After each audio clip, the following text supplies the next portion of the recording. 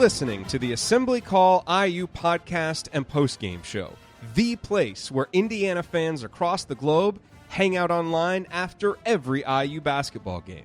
Join us for our live broadcasts on Thursday nights and immediately following every IU game at our website, assemblycall.com. That's assemblycall.com.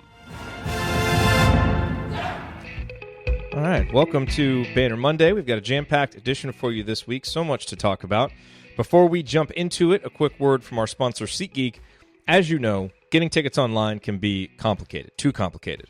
There are hundreds of sites, but they all have varying levels of reliability, and so it's hard to know who to trust. And that's why SeatGeek is the way to go. SeatGeek pulls millions of tickets into one place so you can easily find the seats you want for a price you're willing to pay. There's nothing quite like being there in person, and SeatGeek will get you closer to the action for a great value. Maybe you want to go see the Hoosiers play against Butler in the Crossroads Classic. Maybe you want to see one of the two games after that before Christmas. Or you want to get ready for Big Ten play and start to get some tickets for either IU home games or road games. SeatGeek is the place to go because they're going to allow you to find the best prices. And the way that they do that is they actually search multiple ticket sites and grade every ticket based on value. So, literally just at a glance, SeatGeek will help you immediately identify the best seats that will fit your budget. And going back to knowing who to trust, every purchase is fully guaranteed. So you can shop for tickets on SeatGeek with confidence. We've had issues where listeners have run into problems with a purchase, and SeatGeek has always come through, made it okay, made it right. That gives you a lot of confidence when you're shopping online, and sometimes paying pretty good money for tickets if you want to get really good seats. So I have the SeatGeek app on my phone. I use it. Sports tickets, concert tickets, it's my go-to, and that's why I feel comfortable recommending it to you here on the show. And best of all, listeners to the Assembly Call get $10 off of your first SeatGeek purchase. So just download the SeatGeek app, enter the promo code ASSEMBLY today. That's promo code ASSEMBLY for $10 off your first SeatGeek purchase. SeatGeek, life's an event. We have the tickets. And now, here's this week's edition of Banner Monday.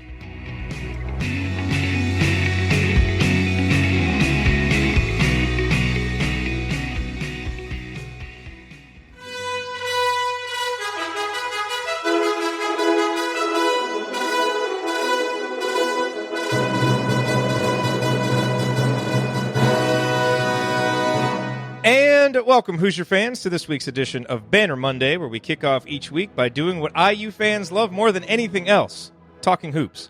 IU hoops, Big Ten hoops, deep dives into basketball strategy and concepts, plus previews of IU's upcoming opponent. We do it all here every Monday, and we are happy to have you here with us. I'm your host, Jerod Morris. This is the 8th edition of Banner Monday, and it is our 454th episode overall of the Assembly Call, recorded on the afternoon of Monday, December 10th, 2018. And we dedicate this episode to Eric Anderson, who played for Indiana from 1988 to 1992. He had a terrific career, winning 2 Big Ten championships and helping lead the Hoosiers to the 1992 Final Four.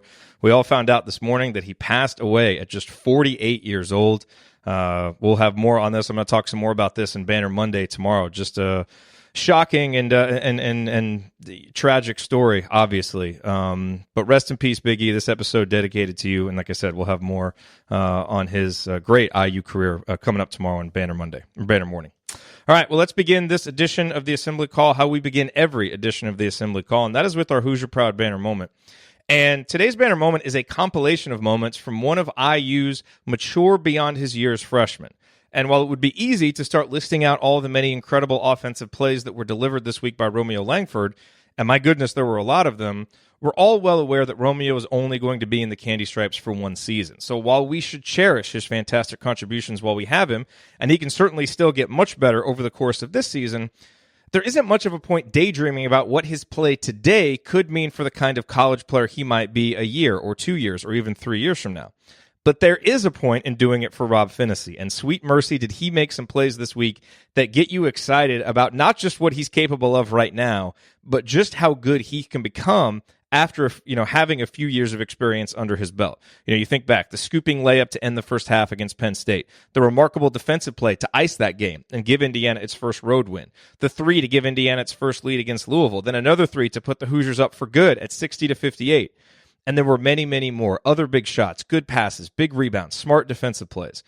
Rob's numbers weren't overwhelming during these 2 games, but the impact of the plays that he made Absolutely was. And Rob isn't the best player on this IU team. He isn't the most valuable player, but he's absolutely become a guy that Indiana counts on to come up big in clutch moments. And that's a role he seems likely to have for as long as he's a Hoosier. All right, to my right, he is a columnist for The Big Lead. He's a co-host of The Hangover, and he's someone who is always working to perfect his Chuck Crabbe impression. He's a sophomore. He is Ryan Phillips. Ryan, welcome back to Banner Monday. Thanks, man. I think it's worth noting Indiana cracked the top 25 in the AP poll today, tied with Syracuse and Kansas State. First time in Archie Miller's tenure that Indiana has been ranked in the top 25. Obviously it's a small step, but pretty nice to be rewarded for that. I also would like to mention that it is the 7th anniversary of the Watch Shot today, which was our first season of doing the show. Jerod, I need a sound drop for that. I need to have something for that shot. I don't have anything. Yeah. I don't know, man. You should just have Watford for the win, because everybody knows after that you don't have to play the whole thing, but just Watford for the win. Or this deep cut that our longtime listeners will get. Some girl in Chicago or something. Yeah. Yeah. The reason why I was doing the show by myself. Yeah, no. She knows who she is. But I haven't spoken to her in years for some reason. She's very happy in her life. Got her to me and everything worked out. But yeah, I think it's amazing that 7 years have passed, and that was our first season doing the show. And it was a really great way to sort of like revive Indiana basketball. And it really helped boost us too, I think, because people just had so much hunger for IU basketball after that it really propelled our show. People were seeking out new avenues and new places to listen and discuss IU basketball. I think that really helped us. So really an awesome memory. And it is funny because even I remember months and months later, I was at Knicks and they had that on ESPN Classic, that game, just randomly on ESPN Classic in the middle of an afternoon, crowded lunch spot at Knicks. And when it came down to the last play, the entire place went silent. They showed the play and everybody in the place just cheered like crazy. And it was 8 months after it happened. It wasn't like this was the week of or anything. This was months later, and it was randomly on in an afternoon on ESPN Classic, and everybody in the bar went nuts when it happened again. People were slapping high fives. I mean, season was over, and they were just slapping high fives. It was great. That's pretty much Bloomington. That's one of my favorite IU basketball memories. Isn't just the watch shot; it's the months afterwards, people celebrating it. So absolutely. All right, so here's what's on tap for today. Ryan and I are going to answer your questions. We got several good ones. Then we will take a look at IU and around the Big Ten with Mike DeCourcy. We will have another edition of Basketball 201 with Ben Ladner looking at IU's offense. And then we will have an IU Butler preview. And so, Ryan, let's just jump right in and start answering some questions here. JD sent this one in, and all these questions were submitted inside of our private IU basketball community, which if you're interested in joining us, you can go to assemblycall.com/community and check that out. But JD says, IU has won several close games this year, a sign of leadership that suggests bigger things are coming, or a sign of some kind of luck, data noise that will even out with some later season frustrating close losses. So here's what's interesting about this is Jordan Sperber, what is his Twitter account? I retweet it a lot because his new podcast is really good. But he tweeted out a really interesting graphic that showed coaches' records in close games. And Archie is one of 14 coaches in the country, one of only 14, with a winning percentage above 60% in games decided by 5 points or less with a minimum of 50 games. So he's had a lot of experience in these situations, and his teams have generally played pretty well. It's interesting because he's right next to Kelvin Sampson on that graph, who's that? Well, we've never questioned his coaching aptitude, just some of the other stuff.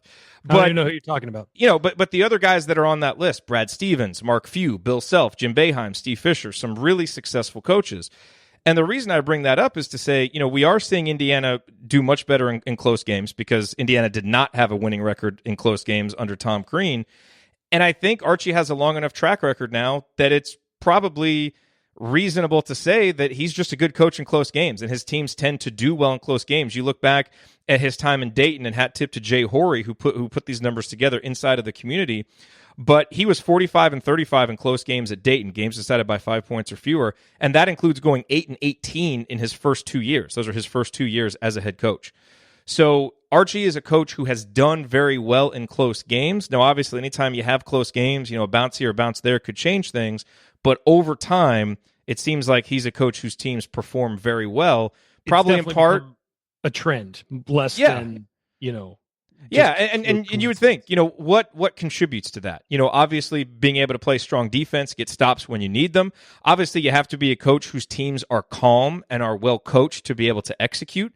And, you've also got to recruit good players who play well and kind of have that mentality and that mental toughness. Guys, you've got to have on offense, you've got to have go-to sets that will work. And on defense, as you said, solid defense. I mean, and even you can play good defense and teams can beat you. They can hit threes, covered, whatever. We saw it happen to Gonzaga this weekend. They lost to Tennessee on, the guy makes that shot, that three-pointer that the Tennessee made, you're going to lose. That happens. But over time, you're not going to have that happen every game. That's going to happen occasionally. Over time, you see the trend play out. The trend playing out for Archie Miller is he wins close games. Back to the question, though, the question was, is this something that will concern us later in the year? No, I think playing in close games is a good experience because you're used to playing it. I think that all year, one of the questions, if we're going to just looking at football with Alabama, was how are they going to handle a close game? They played in blowouts all year. They blew everybody out because they were really good.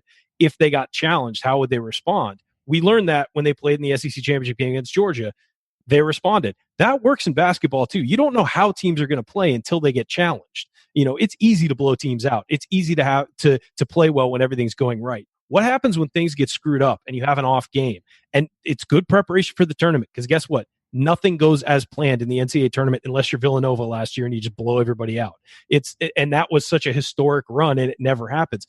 In a tournament setting, you're going to face teams you're not super prepared for. You're going to face teams that, go on runs and all that. How do you handle adversity? How do you move forward in a game like that? And playing in close games and dealing with, as IU did, trailing by a bunch in the second half, they are able to turn it around and make something happen. So I think that playing in close games is a huge benefit to the team. Obviously, you want to blow everybody out and not have an ulcer every game, as I think we're all starting to develop with this team. But at the same time, experience in close games later in the season pays dividends. Yeah, you want to be beating Northwestern and Penn State by more than 2 points.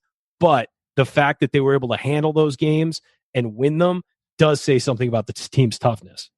By the way, Jordan Sperber's Twitter account, HoopVision68, he's got a new podcast. It's about 14 episodes in. It's not necessarily something I thought was that I was going to listen to every episode. I've gotten a lot out of each one. Highly recommend it. It's one of those that'll really make you a smarter hoops fan. Even if you look at the descriptions and are like, this doesn't sound that interesting, just listen to it. Trust me, they have really, really interesting college hoops conversations. Okay, this question comes from Scott, Ryan. Does our strategy of attacking the basket contribute to our games being so tight? We are being really efficient on our twos, but every game is close. Louisville beat us by 21 from 3. We got them by 16 from 2 and 6 from the free throw line. We can't produce more three-point threats magically, and maybe this is just prisoner of the moment talking, but with our turnover and free throw issues, will this create problems against top-level teams? I don't think so. I think that you have to do what your team does well. And this team attacks the paint, scores in the paint, and scores twos better than it does threes. You can't force your team into trying to shoot. That happened one year with Tom Crean's team. I think it was maybe the year after. I don't remember which year it was. It might have been 14, where they tried to shoot threes and they had a bunch of bad 3-point shooters. And they lost a lot of games. We were terrible. 2014. Okay. And you can't do that. You can't put a square peg in a round hole. And so you have to work with what you have. Now you have to be versatile so that when you get players who can shoot threes, your system can shift to focus on that more. But right now, this team does not have a bunch of dead-eye 3-point shooters. It has a few guys who can hit them, and it has a few guys who maybe later in the season will be better at this. I think Rob Finney's a guy whose shot looks good. He rushes it a little bit, and you saw a couple times this week against Louisville where he just rushed 3-pointers that were off. But in general, his shot looks much better than it did in high school. Romeo can hit threes, but he's not a knockdown 3-point shooter. He can hit them though. Juwan Morgan can hit a three every once in a while, but that's not the center of his game.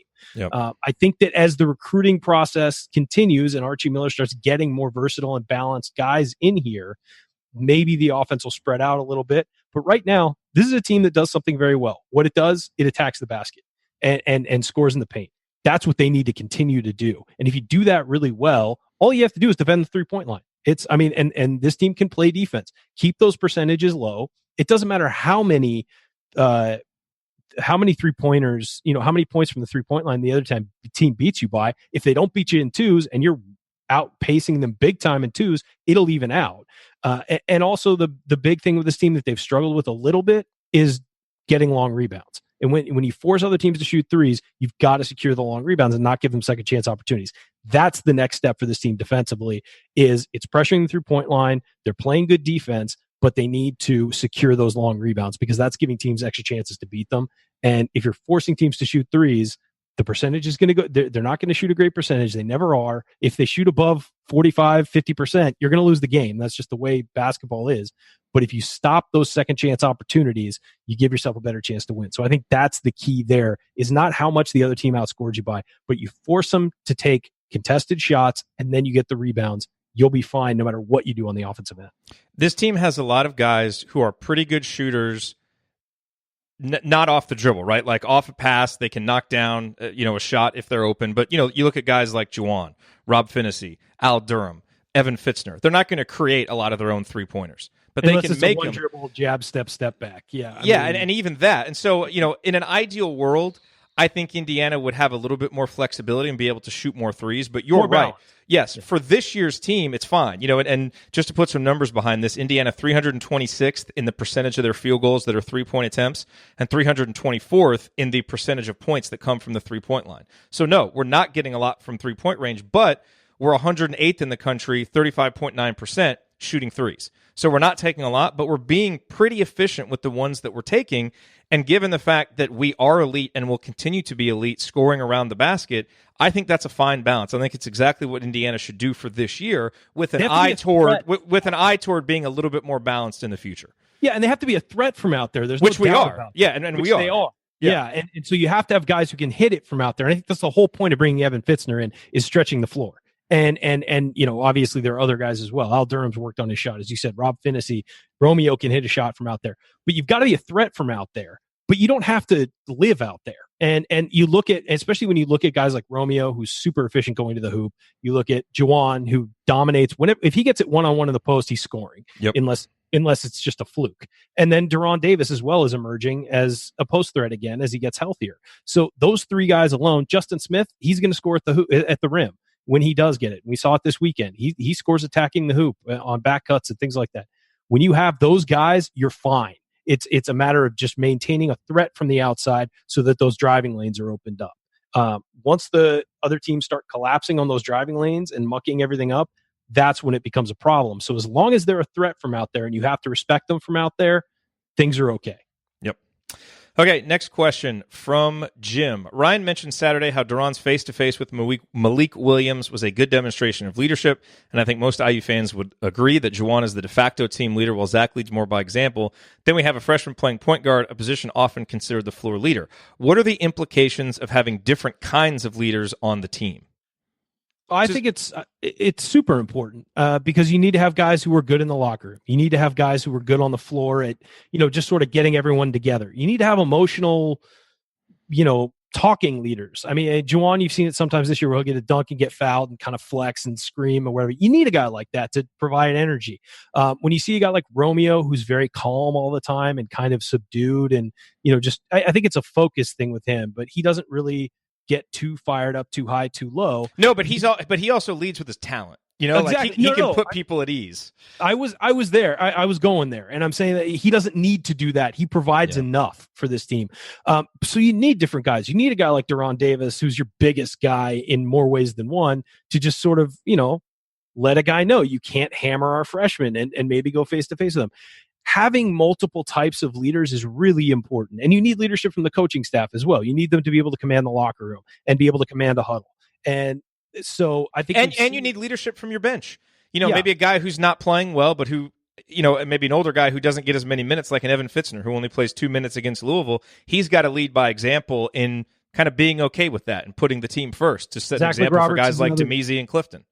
Yeah, and Zach McRoberts from the bench as well. I would say an energy guy on the bench too. Like you've seen Jake Forrester yelling a lot from the bench and talking and getting fired up.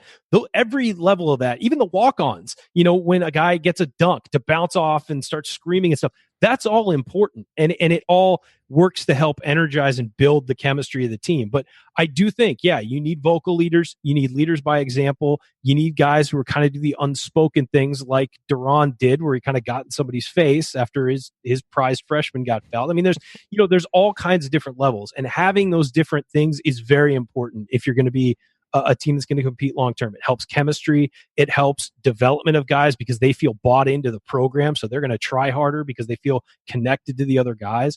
We've had teams in the past where there was a complete void of leadership.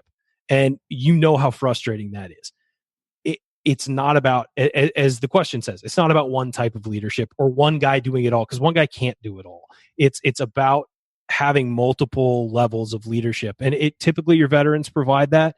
But I think a guy like Rob Finney, I wouldn't call him a leader yet, but the fact that he's calm on the ball, and he's not there yet, but I'm saying the fact that he's calm on the ball, the fact that he, it has been big late in games and things like that, that's a form of leadership as well, because it just settles everybody else down.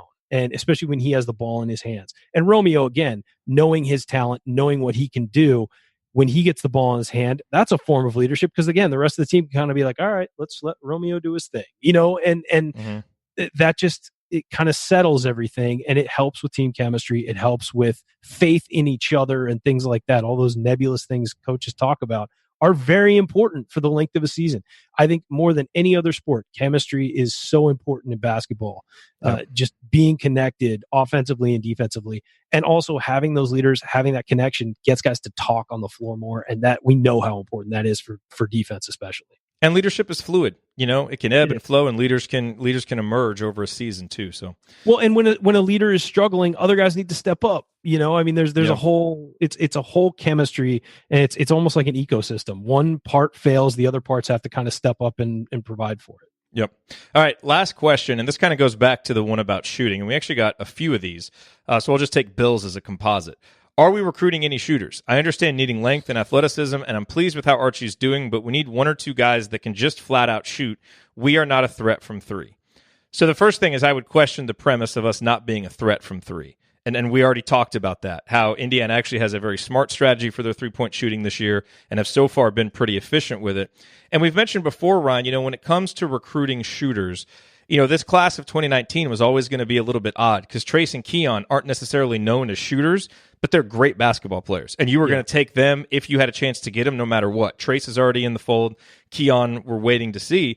I will tell you one thing. Armon Franklin is not a guy who's known as a shooter. And it was, it felt like it came down between he and Brandon Newman, and Newman was the guy known more as a shooter. Well, Armon Franklin just made 5 threes over the weekend, and his shooting has apparently gotten a lot better. Yeah. So, look, I think that you will see, you look in the class of 2020, Indiana is targeting some more guys who are kind of known as shooters. But, you also, like take Jordan Hulls for an example, right? Like, Jordan Hulls was a terrific player. Okay, is he the type of player that Archie Miller would recruit for his system? You would think that Jordan Hulls would have a spot at Indiana no matter what, no matter when, Mr. Basketball, he probably would. But, a guy like Anthony Leal will be an interesting test case because he is known as a shooter at Bloomington South, but Indiana hasn't offered yet. Because I think Archie's trying to figure out, is this a guy who defends at the level that we want? Does he have the length and some of the other things that we want? So we do need shooting. I think it will be a priority, but you also have to balance it with other things. You can't just take a guy because he can shoot. He's got to be able to do some other things too. And Indiana is going to be recruiting at a level where you can try and get more of the full package. Well, you see fans who've had frustrations with Evan Fitzner this year, and that's why you can't take a guy who just shoots and expect him to be a big impact. Like, Evan Fitzner, I think, can do other things on the floor, but right now he's kind of struggling. But all he's really provided is shooting so far, and some length. But that's why you can't take a guy just because he's a shooter. You have to take basketball players and well-rounded basketball players, and that's what Archie's going to do. Now, on to Keon Brooks and these guys. I think Armon Franklin is shooting much better this year. Remember last year, everyone said, Rob Finney can't shoot threes. Like, that's his big thing. Well, he worked on it. He got better. Makes him win the count, that's for sure. And I actually thought that during his senior year, his shot looked a lot better. And I mentioned that on the show several times. I thought his shot was looking better. Wasn't where it needed to be, but it was getting there. And it looks better now. It's a progressive thing. I mean, Yogi got better as he went along. It became a dead-eye three-point shooter by the time he was a senior. It's about development and working on your craft. Armon Franklin looks better this year. That's not his go-to game, of course, but it hasn't had to be his go-to game. He's been athletic enough just to score points driving and getting to the rim. I like that they took Armand Franklin. I think he's a bit of a bulldog of a player. I love his attitude. I love his personality. I love the fact that he can play defense. Trace Jackson Davis isn't going to be a shooter. He's a guy who needs to develop as an outside shooter for the next level. But at IU, that's not what he's going to be doing. And hopefully, he'll develop that as he moves on because he wants to be a high level, next level guy. Keon Brooks can shoot a little bit. Improving. That's not his go-to. Yep. Again, not his go-to game, but he can shoot threes. And what you need are the best way to do it is to have balanced guys who can shoot, who can drive, who can get in the play. That's your goal. That's what you want. And it could be that Archie feels like you can develop shooting as opposed to developing the ability to get to the hoop, the ability to be athletic, the ability to be 6'8" and defend, have long arms, whatever. I think a guy like Race Thompson will be able to shoot too. I mean, when who knows when we're going to see him, and we all hope he gets better.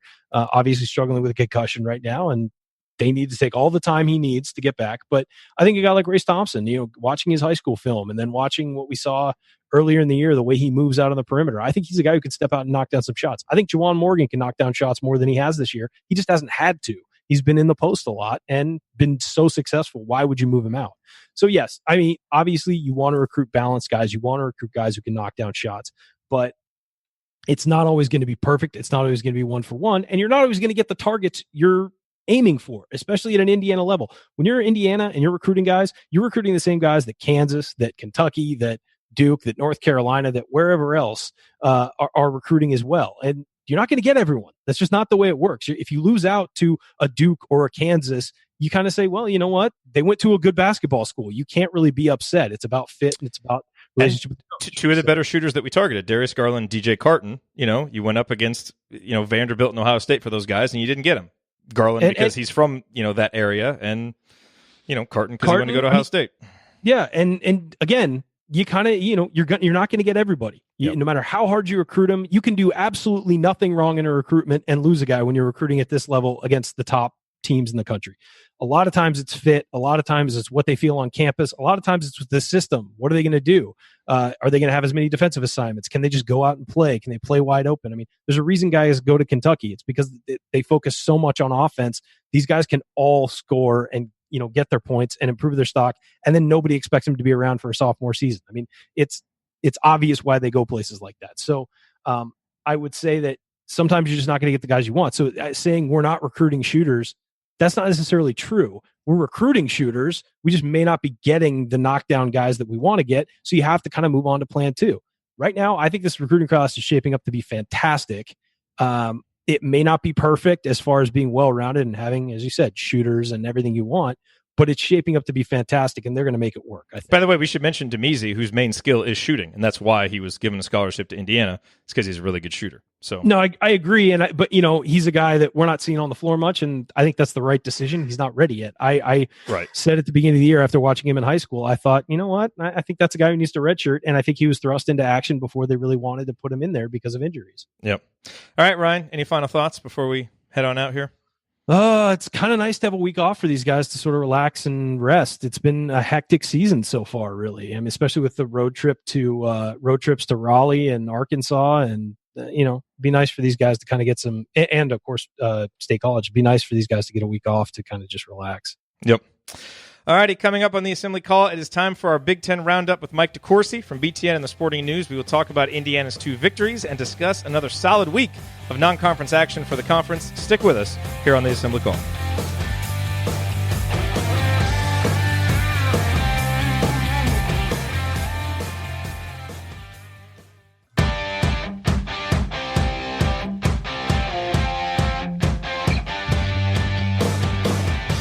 Welcome back to Banner Monday. Each week here in our second segment, we zoom out to take a look at how things are going across the Big Ten Conference, and there is no one better to provide insight on Big Ten basketball and the Hoosiers than Mike DeCourcy, who covers Big Ten hoops for BTN, in addition to his columns for the Sporting News. Mike, welcome back to Banner Monday after another strong week for the conference. Absolutely a strong week for the conference. Could have been a little better. Purdue had a shot to win down at Texas and couldn't quite get a last second shot off. That was a difficult circumstance, but all in all, the end of the early conference swing was good. It was really entertaining basketball, and then to have Michigan State go down to Florida and get a win. That was certainly helpful. The Hoosiers, of course. So Marquette had a chance. Wisconsin had a chance at Marquette as well, going into overtime. So really close to being perfect, but still a strong week for the Big Ten. And I think they keep surviving these tests that either would nullify or verify the great success they had prior to the ACC Challenge, and they keep sort of at the very minimum doing what they need to do to keep their standing overall. Yeah. Well, speaking of doing the minimum that you need to do, Indiana gets a 1-point victory over Louisville. So they do exactly that. What were your impressions of Indiana's victory over Louisville as well as the win over Penn State earlier in the week? Well, I thought it was good for them because I didn't think they played well in either game. They had played well at times in each of those games. But for the most part, for the balance of both games, I think you'd say the arrow was pointing down in a lot of ways for those 2 40-minute stretches, and they still found a way to win. And some of that can be looked at as the product of still continuing to work players back in from extended injury absences and extended development absences, missing a chance to work with the team really for the better part of the month. I think Devontae Green is starting to play very well and doing some very good things. That he was very important to the Penn State win and had some good moments against Louisville. Still waiting to see the best of Zach McRoberts. I think that's, if there's anything they want to get done during finals week as they prepare for the Crossroads Classic, I think that might be the single biggest item on their agenda is getting Zach back to being really comfortable, because he's not, he's never going to be a 20-point scorer on average. He might get a 20-point game, but that's not who he is or what his identity is. But he's not doing Zach McRoberts things right now. And that's problematic for the Hoosiers because when he's at his best, he adds so much. Yeah, and, Indiana with a week now, no games to just practice, and it feels like it comes at a perfect time for Indiana because, I think, you're right. I mean, a lot of the play against Penn State and Louisville was not what you want to see. And I think, Archie has kind of alluded to it, and we've said it as well. The injuries, the lack of chemistry that brings because you don't have the full complement of players there to practice, that seems to be able to explain some of it. And maybe we'll kind of, be able to test that hypothesis a little bit now that they should have a full week of practice and to kind of see how they come out and perform against Butler in the Crossroads. Well, I think the best thing about Indiana's circumstance right now is they have lots to fix, but no major wounds to bind. I mean, and I don't mean that literally. I mean that figuratively. When you play poorly or play below your standard, I should say, it wasn't poor, but when you play below your standard or a standard you're shooting to reach and still win, I mean, that's what you call a high class problem. I always say that most of the lessons that you can learn in a game of college basketball, you can learn by winning as much as by losing. I mean, humility might be the only one that you can't learn by playing below your standard, below what you want to reach, and still winning the game. You can look at that Penn State game, and they played the first 8 minutes and scored 4 points, I believe was the total. 4 points in 8 minutes. And they came back to have a great second segment of the first half. They did really well with Romeo playing maybe his best basketball to date in that 10-minute stretch, what would amount to the second quarter if this were a pro game or a women's game. And then they were able to fight through in the second half against Penn State, and they were able to come back against Louisville in a game with playing a good team that was inspired and had a lot to play for, and they were able to come back and get a victory. So I think that there's a lot to be pleased with, and like I said, I think the biggest thing is getting guys used to roles, especially since you had to redefine them during the absence period. And then also getting Zach back comfortable with the style and the nature of his game and getting him back into that. Indiana's won a lot of close games recently, and we were talking in the first segment, I don't know if you heard, about Archie Miller's track record as a coach in close games. And, he's been one of the more successful coaches in the country in terms of winning games that are decided by 5 points or fewer. Do you have any hypothesis for what makes his teams good in those kinds of situations? Well, I think when you have a coach who does that well, I always got to get a kick out of when people in certain fields call it luck, that, basically that you're going to win and lose the same number of those over time. Well, I mean, I guess if it's 20 years, maybe, but, really good teams, really well-coached teams and really smart teams are going to win those games more often than they lose them because they know how to make winning plays. And I think that for Arch, I mean, he's very calm under pressure. I think he's got a great basketball mind that goes back to, who he's worked for, his brother, Herb Sendek, Thad Matta, and also who he grew up learning under, which was, quite obviously his father. He's got a great basketball mind that he spent a lot of time developing. And part of it also is having players who respond to that, who respond to pressure. I mean, it's harder to play well when the game is on the line. And those guys have done that consistently. They did it at Northwestern, they did it at Penn State, and they did it at Louisville. You keep doing that, and it's not an accident. It's not luck. It's you respond well to pressure.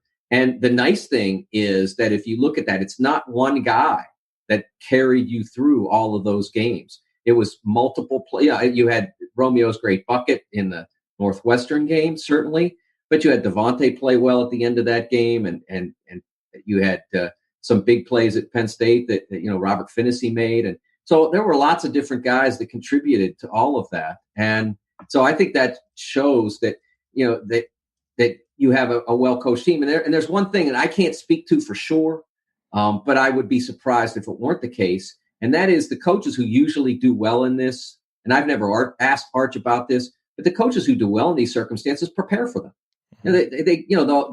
Okay, there's 30 seconds on the clock. You're down 3. How do we win the game? And then you go over that and go over that. So when you get into the game, it's not just hope. It's a plan. Yep. All right. Well, let's take a look at the Big Ten. Let's start with your current power rankings. What's your current top 4, and where does Indiana fall in the pecking order? I think this is my first week of having the Hoosiers in the list. Hey, okay. There you go. So, those 3 victories were all against high major opponents, one of them on the road. 2 of them, I think, will be tournament contenders. So I think that was all, very important for them. It starts with the obvious Michigan. Andy Katz from NCAA.com has Michigan number 1 in the nation. I think that's ambitious. They have played really well. But I think at this point it's hard to say when other teams can throw 5 NBA guys on the floor at a time. That I don't necessarily think that's the case with Michigan, and I don't think they're the best team in the country. But I think they certainly have been the best team in the Big Ten. Number 2, Michigan State.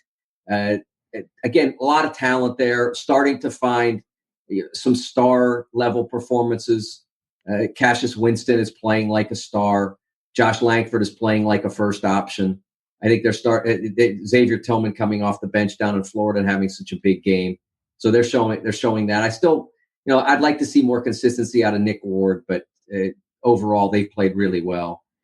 Wisconsin at number 3, I think they'd been number 2 if they hadn't lost in overtime at Marquette. And I was a little surprised that Dimitri Trice had the trouble he did in that game. I'm going to put that down to the fact that Marcus Howard just makes you work so much on D. I mean, it's a full-time job, and they did get Marcus, even though he had 27 points, I think he had 27 shots. So I think they did pretty well on him, but they need, Wisconsin to win games like that. Can't get 10 points from Dimitri Trice. If Brad Davison's not going to score, and that's a team that, they need to get Brad Davison back to playing Brad Davison basketball. Had a 0 in that game. He's really struggling. So they need Trice to score more than what he did. And then Indiana at number 4. And it's a close call. I think Ohio State, has those 2 road wins, which stands well for them. But I don't think that their schedule since has been as challenging and as daunting as Penn State's, as Indiana's. And that's why the Hoosiers get the nod at this point. But Nebraska as well. I think Nebraska and Ohio State, either one of them could be in that slot. But the Hoosiers have done more. And I'm a big achievement guy. I'm not I understand the value of analytics relative to if you're going to gamble. And also if you're on the bench or in the huddle, you have to know, what are trends, what are strengths, what works most, and all those kinds of things. But from the standpoint of judging teams, I don't necessarily care how many you win by. It just doesn't matter to me. By the way, you mentioned Marquette. Indiana's victory over Marquette has aged pretty well because they've had some impressive performances since then. So that's one of those. You want the Big Ten to win, but if you're an Indiana fan, at least it was Marquette that beat the Big Ten team. Right, exactly. That'll help out. Okay, so let's look around the conference some more. Who are some players, maybe some teams around the conference that caught your eye this week that we haven't really talked about much yet this season? Well, I would like to say, even though we have kind of talked about Northwestern before, I thought Vic Law on Saturday, you guys were getting ready for the Hoosiers and all that, but the DePaul Northwestern game, that was maybe Northwestern's biggest game of the year to date. They had to have it. It was a home game against a team that could go either way. It could turn out to be a bad loss, or it could turn out to be at least a respectable win. And they were down big. I mean, they were down high double digits. I don't remember what the number exactly got to, but it was significant. And they came back, and it was mostly Law that did it. So that was an enormous win for them and an enormous performance for Vic Law. He was outstanding. Wow, they outscored him 34-13 down the final 10 minutes of the game. Holy smokes. They had a run that got to at least 22-0, and it might have gotten to 24. And again, it was mostly Law getting that done. He was outstanding in that stretch. It was a circumstance where the guy said, "We can't lose this game, and I'm taking it on." He had a lot of help from Pardon and some guys, but he was the biggest part of that. I thought Ethan Happ, even though they didn't win the Wisconsin game, he was just mesmerizing. It's as well as I've ever seen him play. I will say this about Ethan Happ. I don't know how you can be so good at your footwork, your hands, your post-ups, and all of that. And I know he's working on things, but how he could be so uncomfortable shooting the basketball, I'll never understand it, because he is A++ at all those other things I described, and probably C- at shooting the basketball, and that may be generous. Ryan, who was just on here before, is like the biggest anti-Ethan Happ fan. Not that he doesn't appreciate the skills that he brings to the game, but has just never liked him. So we can have a positive conversation about Ethan Happ with him not here.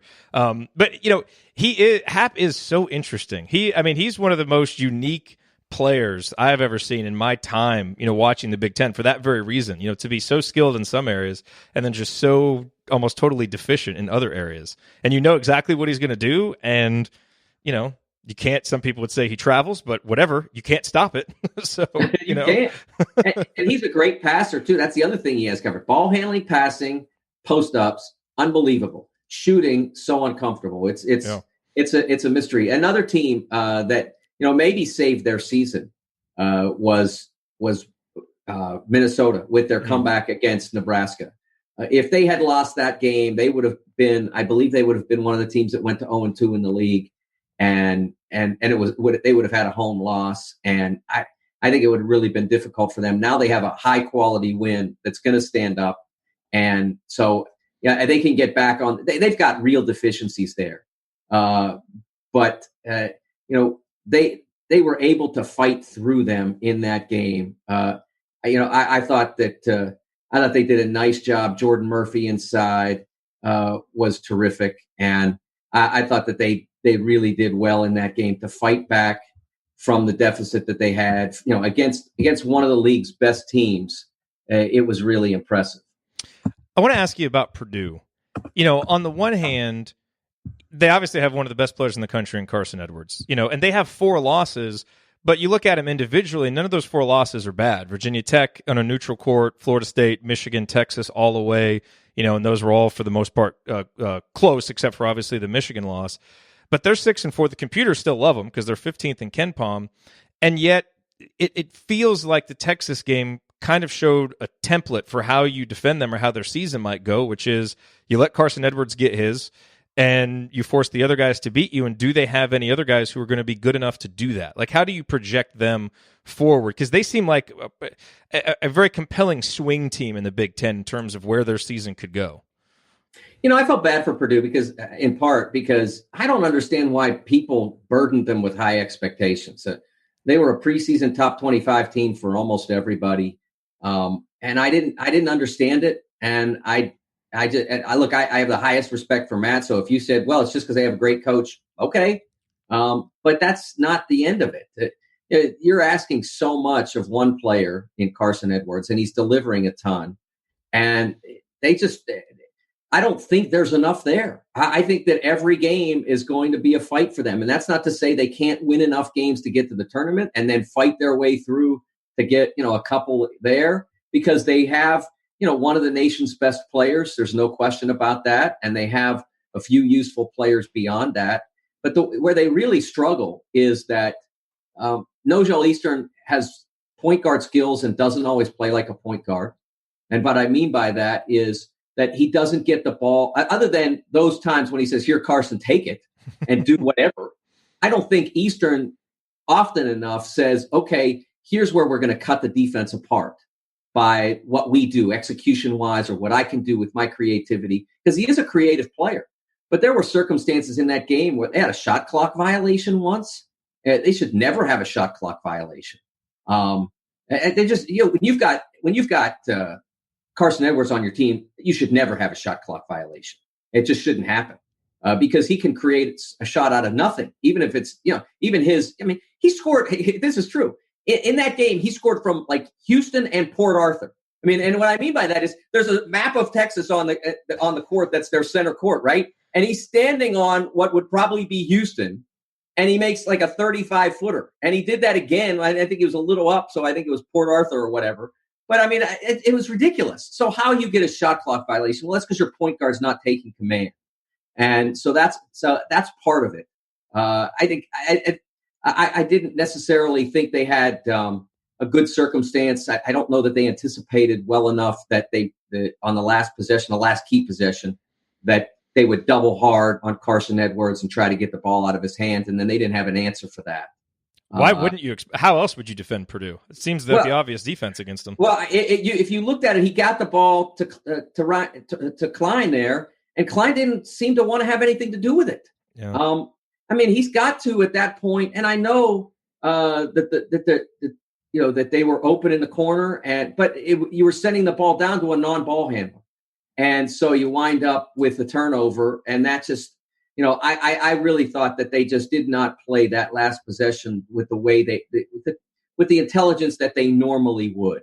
It was not it was not their identity. But again, it goes back to having a point guard play like a point guard. And I know he's unconventional because he's 6'5", 6'6", and there's a lot of things he can do beyond being a point guard. But there are times when if the other team's going to try to take away Edwards, then the point guard has to say, okay, I'm going to make execution happen. And I haven't seen that enough from him. It's crazy. Edwards is taking almost 40% of Purdue's shots when he's on the floor and using 37% of their possessions. That's high numbers for Carson Good Edwards. usage, though. He's great. I mean, and he's being efficient with it, too, to his credit. I mean, he's having a really, really good season. So let's look around the conference kind of coming up. Well, I mean, obviously, Indiana, Butler, Purdue, Notre Dame are important games to look for this weekend. What other games should Big Ten fans, IU fans, be keeping a close eye on? Well, when I was in college, and it's been a long time, even though it's been many years, we had finals, too. They had invented them by then. and finals week was certainly no fun as a student. And now, all these years later, it's no fun for us either as fans or journalists or whatever, as consumers of college basketball. Finals week stinks. So there's not a lot of games. It's a chance to breathe before the conference gauntlet begins. It's great for the teams. And like I said, you can use that to make some improvement, as well as obviously they have to study and all that. But all that dumb stuff. But so we don't have a lot of games going into Saturday. Saturday with the Crossroads, that takes up two of the league's key teams. Playing big games. So a lot happening at Bankers Life on Saturday. I will be there, looking forward to that. Beyond that, you have NC State going to Penn State. Well, no, we can't play the game on campus. They're going to Atlantic City to play Penn State. Gosh only knows why they're doing that, but that's an important game for the league. Nebraska Oak State playing in the Dakotas. I believe it's South Dakota, but it's not Nebraska. They're not playing in Nebraska. They're playing on a neutral site, I believe. Like I said, I believe it's South Dakota that Nebraska will play Oak State, and that's one you have to get because Oak State's not a great team.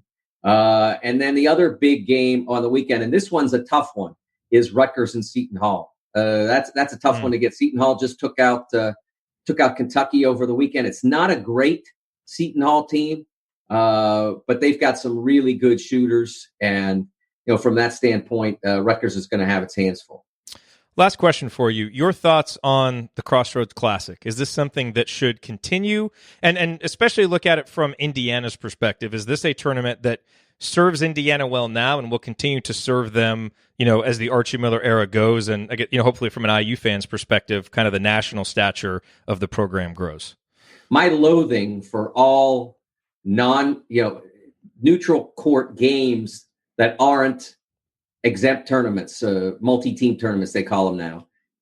I really can't stand the fact that Gonzaga and Tennessee played in Phoenix yesterday. I know these games are staged for charity, but if you want to stage games for charity, let's go back and go do what everybody did last season, not before last season, and played charity exhibitions. I mean, I'm all for charity, don't get me wrong. But it's not serving the game of college basketball to play one of the best non-conference games of the year at a court that's 2,000 miles from either school and where you get about 10,000 people to show up. That's just not good for the game. And the apotheosis of this was the CBS Sports Classic a year ago in New Orleans, where there were 15 people there. And I'm exaggerating, but literally I'm not exaggerating by much. I mean, there couldn't have been 1,000 people in that building. So that's bad. But I make an exception for the Crossroads Classic. And not because I live in Indiana, but because I understand what basketball means to Indiana, how special it is to have a circumstance where you can have 4 high-level Division I teams come together under one roof and play one another, and that they're willing to do it. As long as they are willing to do it, I am all in favor of it, and I hope they remain willing to do it because I think it's great for the sport. If there were other states or cities or whatever that have similar circumstances, and I know you could pull it off in Ohio, but Cincinnati lacks the arena that would be worthy of it. So it would mean you're either taking it to Cleveland or playing in Columbus every year. I'm not sure that that's necessarily an equitable deal. There are a few other places that could do it, but Indiana's unique in its appreciation for the game, its love for the game, its passion for the game, and its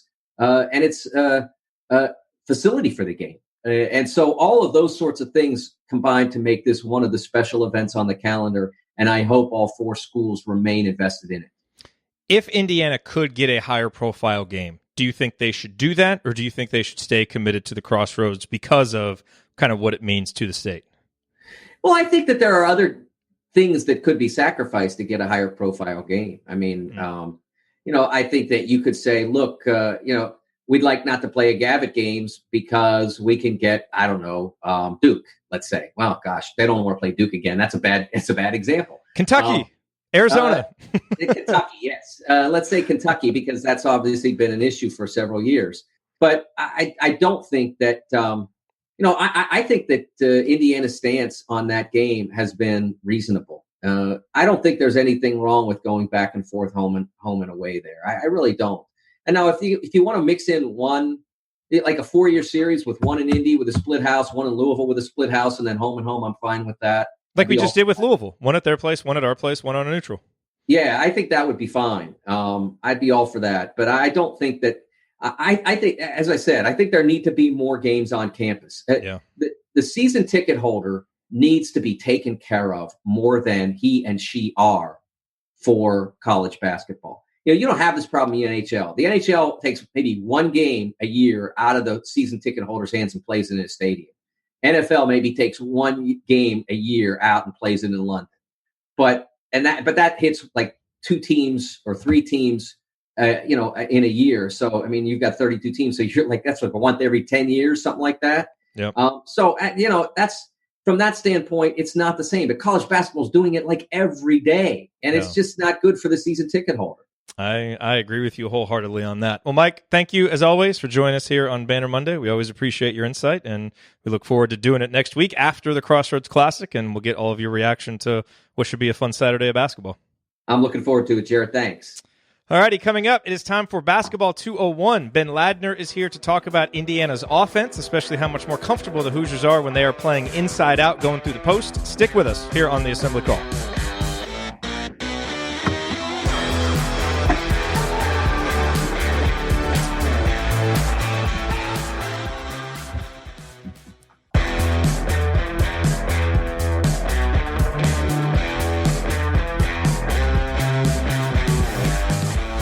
Welcome back to Banner Monday. Here at the Assembly Call, we don't just want to make you a smarter IU basketball fan. We want to make you a smarter basketball fan, period. And that is the purpose of these Basketball 201 segments where we really dive deep, sometimes doing deep film sessions on IU, sometimes just talking about general basketball concepts. And I'm here with Ben Ladner, who kind of runs us through these segments. One of our interns, our joint interns with Inside the Hall this year, a senior at IU, really doing a great job. And Ben, one of the questions that we've been getting, we kind of went through Indiana's offense and the pack line and ball screens, and a question that people have had through the first 10 games of this season is some variation of, what is Indiana doing on offense? Like, what kind of offense are we running?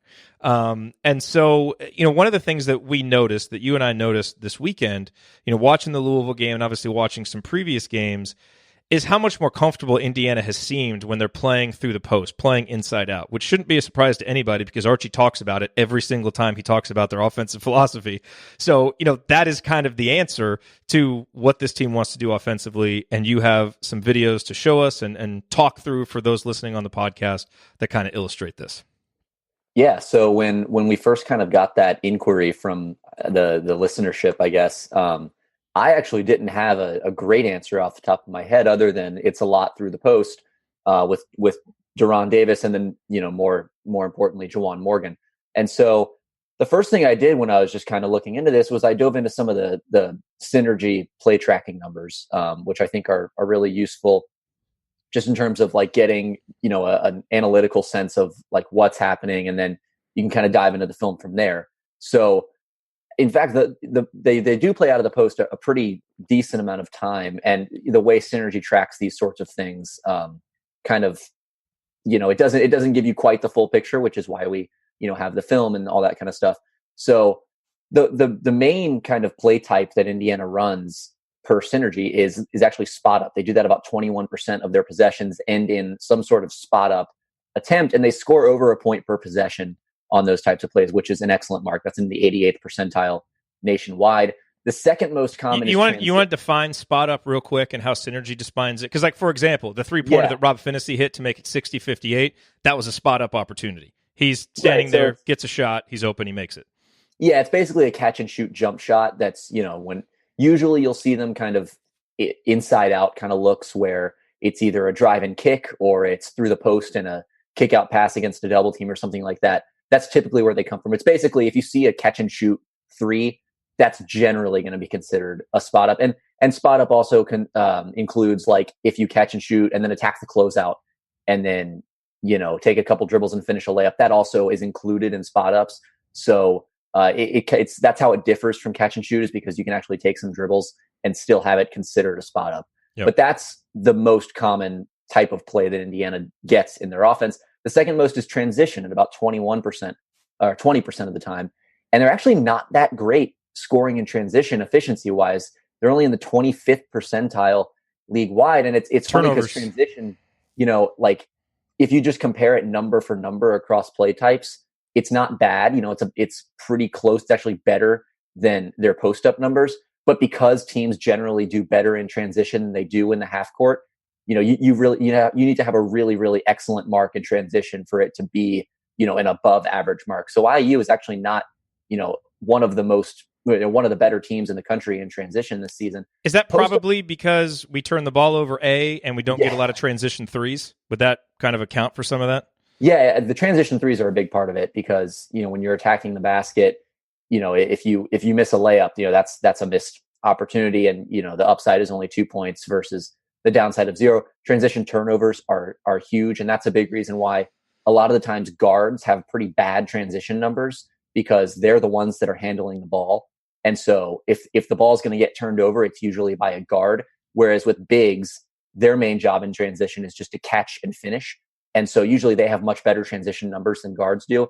And so if you see a guard with like a really, really high transition efficiency, that's generally a good sign because he's not turning the ball over and he's also finishing at a high rate. Yeah. But yeah, the threes are also a big part of it. You know, I can't remember a time where Indiana's taken a transition three this season. It's just not really something that Archie Miller wants. You know, the quick three is basically the antithesis of Indiana's offense. But post-ups only check in at about 10% of Indiana's offense, right above pick and roll ball handler, which we'll touch on a little bit as well. And the reason for that is not because they're not playing through the post more than that, but because that only tracks the amount of times they're finishing plays through the post. So only about 10.5% of their shots are actually taken out of the post. But as we'll see here, the post accounts for a really large portion of their offense when you factor in passing out of the post and just the actions they're able to create because of it. So the first clip that I want to show is, I think, from the Marquette game. And if you follow my Twitter feed over the next couple of days, I've got an article coming out on Juwan Morgan, and you'll see this clip in that piece as well, which basically details, how he's kind of evolved as a passer over the last year or so. But this is against Marquette, second half, 18-18 to play, 23 on the shot clock. And like a lot of Indiana possessions, they're starting with Juwan Morgan on the left block in the post. And so you've got Rob Finney's just given the ball to Al Durham here on the left wing. And you can kind of see at the start of this clip, he's clearing through to the weak side here. And he's actually going to end up getting the ball. So keep an eye on him as well. But they go into Juwan Morgan. He catches. And you can see him immediately. He's going to look up. Now, Justin Smith's man here, number 10, is already sagging toward the post. He knows that, Juwan Morgan is a threat. He's a weapon in the post. And Marquette is keying in on him. So he's going to go double. And these two guys on the weak side, Marcus Howard and I can't remember number one's name, but they're basically zoning up on this, kind of three-man set that Indiana has here, and Al Durham's going to cut through to the weak side as well. So they're basically clearing out for Juwan Morgan. And so what happens is Justin Smith is going to cut straight down the middle, and watch as the double team comes, Smith times his cut almost exactly with the double team. And so you see both of these defenders are watching Justin Smith because he's such a great cutter. Romeo Langford's going to kind of creep up closer to the top of the key. And because of that, Rob Finney is left wide open on the weak side. And Juwan Morgan is a fantastic passer. He sees it. And so kind of all put together, fast motion. These are pretty regular plays for Indiana. When teams double team Juwan Morgan, he's really, really good at getting rid of the ball and finding guys on the perimeter. So Indiana gets a lot of their threes come from plays like that, where it's give the ball to the post inside, see what the defense does. If you can't score out of the post, you get a wide open three. There was a play in the Duke game where on the right block, Juwan Morgan, took one dribble, saw that Evan Fitzner's man was sagging in, and he kicked it right out to Fitzner for a left corner three. And when you have a weapon like Juwan Morgan, you're able to create a lot of really good action on the weak side like that, just because you're going to draw so much attention from defenses. And so while Indiana, doesn't score through the post as much as some other teams, they generate so much of their offense through the post, whether it's, direct layups and spins and hooks or whatnot, or, passes out and kind of finding looks in other ways. And we talked earlier in the show about how Indiana doesn't take a lot of threes, but they are doing a pretty good job this year, better than average, at making three-pointers. Part of the reason for that is exactly what you saw right there. That's a really good look for Rob Finney. So, he should make a solid percentage of those. And you just don't see a lot of Indiana players creating three-pointers or shooting them off the dribble. So you're getting a lot of them, through the offense, through a pass in the post like that, and, you're not getting them in transition. So that's why the number of attempts is lower. But with this personnel, I think that works because Indiana just doesn't have a lot of guys that are going to create and make a lot of three-pointers. But when they get them like that, those are exactly the ones that they need to be taking. Yeah, and we saw Rob Finney hit a couple really big spot-up three-pointers late in that Louisville game, one of which we'll get to in a few clips here. But the next kind of play type I want to touch on is the pick and roll, which, again, only accounts for about 10% of Indiana's offense, 9.9 per synergy. They've only run 79 pick and roll possessions this season, and 34 of those have been run by Romeo Langford. And so it's with a really high efficiency rate, right? He's been pretty good leading the pick and roll. Almost 1.3 points per possession, which is in the 97th percentile nationwide. So obviously that's a do it more, coach. Do it more. And that's what I was going to get to is, like, as a team, Indiana's in the 74th percentile on pick and roll efficiency. but it's only like 10% of their offense. So I think, my instinct is that at some point the coaching staff is going to realize, okay, we have this amazing pick and roll weapon in Romeo Langford, who I think is even a pretty good passer out of the pick and roll as well, and could do that more often if he were allowed to. But I think at some point they're probably going to realize, like, hey, this is probably something we should do more often because we just have this guy who's so good at it. Because Juwan is also extremely effective as a screener in the pick and roll, Exactly, because he can pop, he can roll. So the two of those guys together, I agree. I think we'll see that a lot more as the season goes on. And it's kind of that philosophy of just put your two best players in a play together. You know, sometimes it's as simple as that. Just get your two best players, run a pick and roll, and good things will happen. Yeah. So I don't have a clip of Romeo scoring out of pick and roll because we all know how well he can do that. But here, this clip from the Louisville game is kind of a good illustrator of when teams take away that initial roll, what do they do out of that? And as you might guess, it involves going through the post. And so here in the Louisville game, early second half, IU down by 7, Romeo Langford and De'Ron Davis pick and roll, top of the key. And so Langford is going left, kind of into the video. The video's not up. You need to share your screen. Oh, it's not. Oh, that's right. Yeah. I'll share my screen real quick. Sorry, podcast listeners. I'm so excited to get to it. I got ahead of myself. And remember, if you want to watch the video, this is episode 454 on YouTube. Go about an hour in, and you'll see the video of this segment. Okay. So now we've got the pick and roll, Romeo Langford, De'Ron Davis up top. Romeo's going to drive left, and Louisville, like Indiana does a lot of the time, they're going to bring that big man out. It's not quite a full hedge, but it's kind of a high drop. When we talked about pick and roll coverages early in the year, you can go back and check those episodes out if you need a refresher. But this is kind of a variant of the drop coverage, which is, bring that big guy out about to the level of the ball, make sure Langford can't turn the corner or pull up for a jump shot. And then they're going to have help on the roller, De'Ron Davis. He's actually open right here, but because they have two guys on Langford, he doesn't see Davis. And so, you swing the ball onto the perimeter, and then Indiana kind of just transitions into another set. Louisville's able to recover, but De'Ron is going to get that seal on the left block and basically just go to work. And so it's kind of this idea that it all kind of comes back to the post for Indiana. If that's their bread and butter, if something isn't working, if they run a set, run a play, they don't get something they like out of it, it's kind of their instinct and their natural tendency is just to revert back to the post because that's where they're comfortable. That's where they want to play through. Also, so much of this is context and player dependent. So you said, De'Ron was open on the roll, and he was. But even if Romeo could have gotten him the ball, that doesn't strike me as a good position for De'Ron to be in, because he's so much better when he's settled and kind of, has his feet set and he gets it, because then he uses his footwork and he can beat anybody to the basket. So I actually feel like being patient and where he got the ball was a much better spot for him, even if they'd found him when he rolled. Yeah, and De'Ron's not really a guy who's going to catch and go up and finish over people. He needs to kind of have space, have some time. He can put his shoulder into guys' chests and kind of go through guys. But as far as just finishing over the top as like a dunk threat, that's just not really his game. He doesn't really have the physical profile for that. No, it's funny. It's like all of a sudden when he gets the ball in the post, he becomes like a ballerina, and his footwork is so amazing. When I was watching film in preparation for this, I noticed that as well. Like, he had this play defensively where like someone spun on him and he barely even moved. And then he gets the ball on the other end of the floor and he does the exact same thing and spins right by someone for an and one and finishes the layup. And he's so quick and has such great footwork on offense. Yeah. And it's just on defense. He's almost like the Enes Kanter of college basketball, where like you see the agility and everything on offense, and then on defense, it just isn't there. Take a drink if you're playing the Ben Ladner NBA Player Comp drinking game during segment 3 here of the Assembly Call. Great game to play at 4:15 in the afternoon. Yes. So here's another clip from the Louisville game. This was one of my favorite plays of the entire game, actually. And it's you'll soon see why. It's another kind of variation of the pick and roll where, again, Louisville they're gonna send two guys to Romeo, but because and we'll see here, because the plays run on the right side of the floor, I'll go ahead and let it run.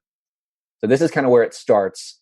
Langford comes off an Iverson cut off of a Smith screen at the elbow to the right wing. And because they're running a side pick and roll, or I guess a middle pick and roll from the side, there are more options as far as pressure release valves, I guess. Like on that other play, even if you swing the ball to the perimeter, you don't really have the angle to hit the roll man, at least not like on the roll, as you saw. It kind of took Davis posting up and taking his time to really get in position. But here you have a more agile screener in Justin Smith, and he's going to have more space to work with on this role. And so when Romeo comes off the screen, Jordan Nwora comes out and basically double teams. And De'Ron Davis does a really smart thing here.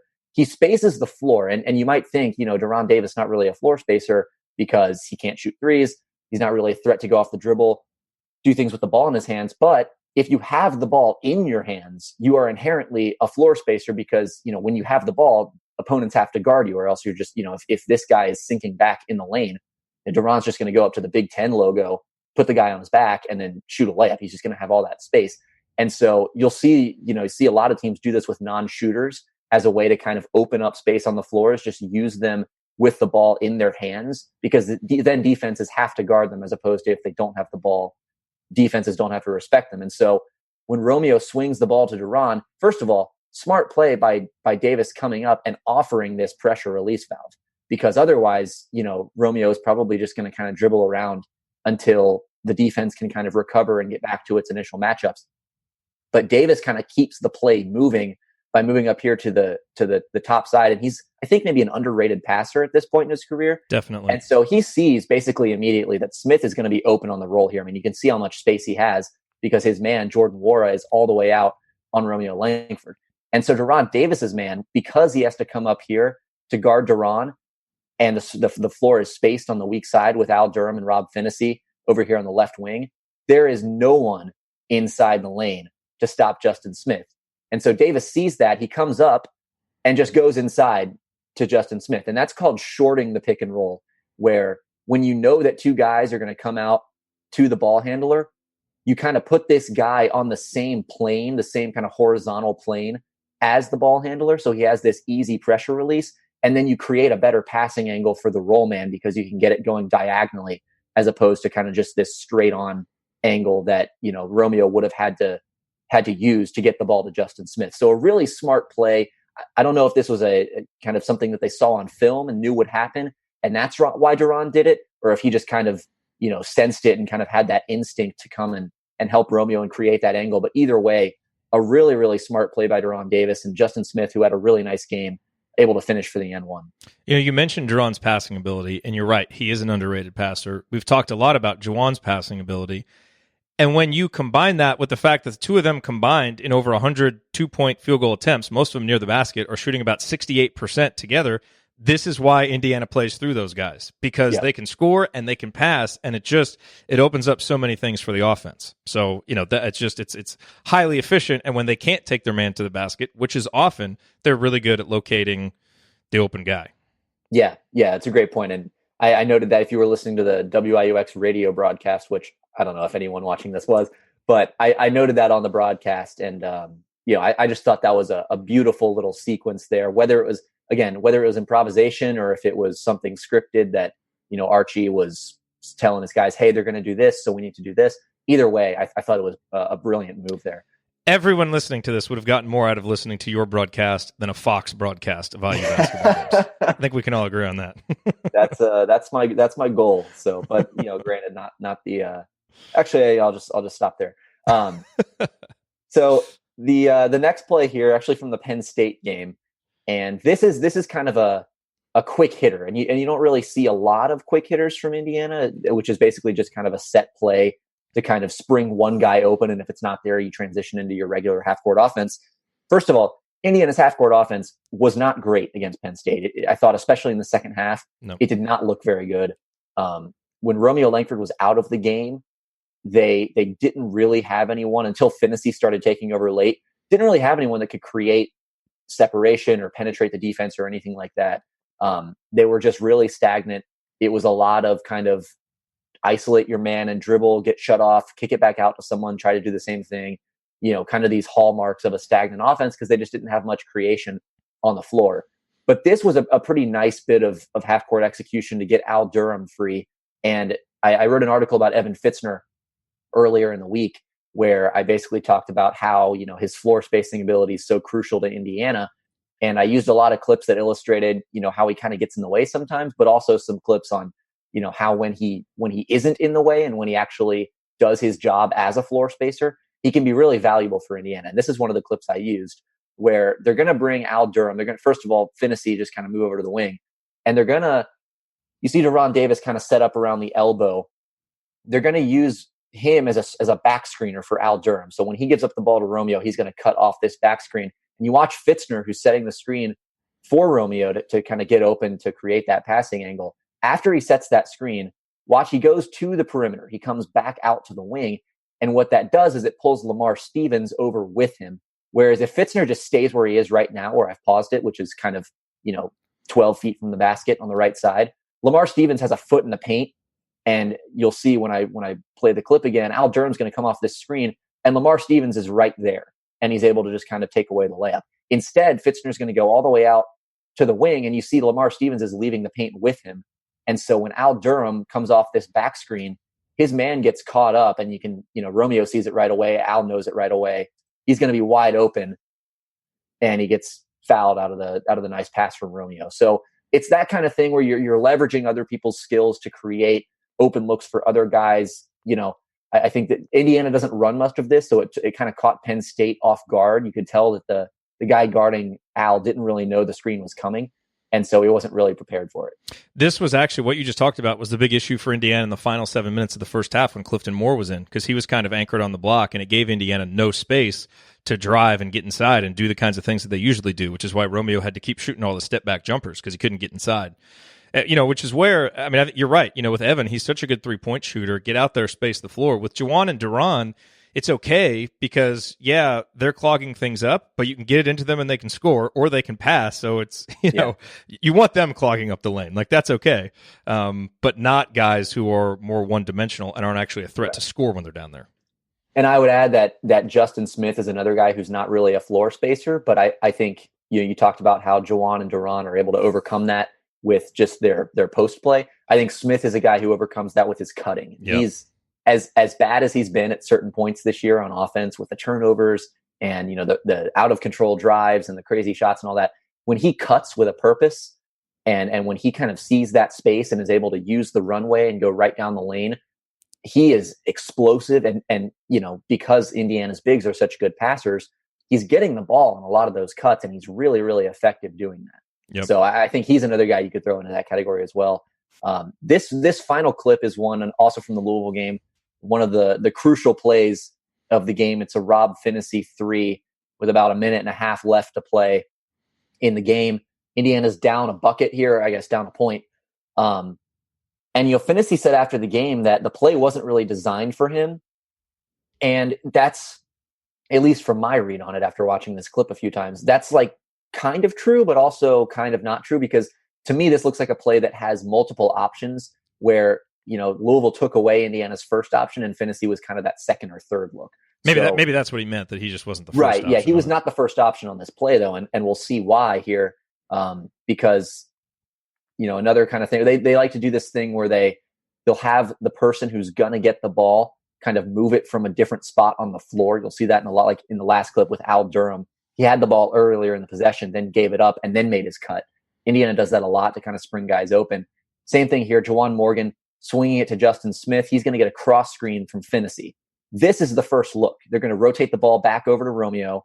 You can see Morgan coming off this cross screen. They want to get him posted up here on the right block. Louisville sends two guys, and so I'll rewind it. You can see both guys, Finney's man and Morgan's man, because they're so afraid of what Juwan Morgan can do to them in the post. They're both going to follow Juwan. And after Smith makes that pass, his job is to come down here around the foul line and set this down screen for Rob Finney. And he comes off of it wide open. I mean, even the late closeout didn't get close, and he bangs the 3. So that's a really nice play execution and play design by Indiana, just knowing what the defense is going to do, how they're going to react to Juwan Morgan. And, we talk about gravity a lot about when as it pertains to shooters. If you like Fitzner, if you stand behind the 3-point line, you're spacing the floor, you're drawing defenders, you're taking them away from the play. I think the same is true of cutters. I think the same is true of roll men. And I think the same is true of elite post players where, by getting Juwan the ball in the post on the move, you're able to kind of create more panic in the defense and then bring, kind of offset them and make them make a mistake, which is what Louisville did. And Finney, he's such a smart player, especially as a freshman, just kind of senses the open space.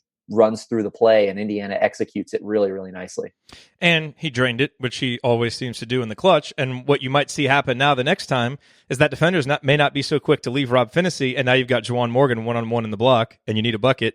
I'll take my chances with Juwan. He makes about 72% of them down there. And the other option is that, I mean, look who's passing the ball. It's Romeo Langford. So he's the guy that has the ball in his hands for most of this possession. So even if you take away Juwan Morgan and Rob Finney, you still have Romeo Langford with the ball in his hands looking to make a play. And so he can either bring Juwan up from the post to set a pick for a pick and roll. He can rotate the ball and they can kind of go back into some continuity. He can isolate. He can shoot a three. He can pull up for a mid-range. I mean, there's just so many different options you can get out of that. And so, that's something I'd like to see Indiana do a little bit more often, which is, these quick hitters, like I was talking about, just these brief little half-court sets to get someone the ball in an advantageous position. And if you don't get the look you want, then fine. You can go through the post. You can kind of run your continuity offense. But I think especially during the times that Indiana's offense gets bogged down, like it did against Penn State, I think they've got some of these tricks in the bag that they can go to where they can kind of unlock some things, get some movement. I think that's where it all kind of starts and stops for Indiana. If the ball's moving, if the players are moving, if they're getting these cuts and these rotations and weak side screening and things like that, their offense is really tough to guard because they've got good passers, they've got good cutters, they've got good athletes. It's when guys aren't moving. It's when, people are looking to just kind of make something out of nothing that they don't really get the looks that they want. And so I think they could do a better job of that really in all areas. Off the pick and roll, you have some weak side action. Out of the post, when you enter the ball, it's not just enter the ball and stand. It's enter the ball and Laker cut off the post. It's enter the ball and set a screen for someone else. Enter the ball, cut, run something off the ball just to keep the defense on its toes. And then everybody becomes more dangerous because of it. Yep. Well, Ben, good stuff as always. Excellent insight. Any idea what we want to discuss next week? Or kind of play it by ear based on what happens? I'll leave that up to you if you've got any ideas. I don't particularly. I mean, I'll have that piece on Juwan coming out this week, so that might be something that could have some overlap with what we talked about today. But I think still might be worth touching on just like the amount of different ways he can hurt a defense with his passing, because he's a special passer out of the post. Like I've been super impressed with the way he's been able to find guys when defenses react to him in the post. Is that a skill that can translate to the next level for him? Even though he's not a guy who projects to play a lot in the post there? Yeah, so that's the thing is like he won't have the usage, and that style just won't really be a thing wherever he plays in the NBA because first of all, the post just isn't really a focal point in the NBA as much, although teams do use it as more of a passing mechanism than ever now. But second of all, I just don't think he'll have the kind of role at that level to really do that because the ball just won't be in his hands very often. So it's more likely that he's going to be more of a, kind of defensive, versatile option. And then maybe a cutter, you put him in the short corner in the dunker spot. And then if his 3-point shot, kind of proves to be legitimate, which we don't really know yet this season, that's kind of the big key for him. But as far as, the post play, I just think he's not quite good enough at the next level to really justify the kind of usage that he has in college. Yep. All righty. Well, coming up, it is time for our opponent preview segment. Indiana faces Butler on Saturday. The Bulldogs always pose a challenge for Indiana, and this year will be no different. What does Indiana need to do to win? Stick with us. We'll talk about it here on the Assembly Call.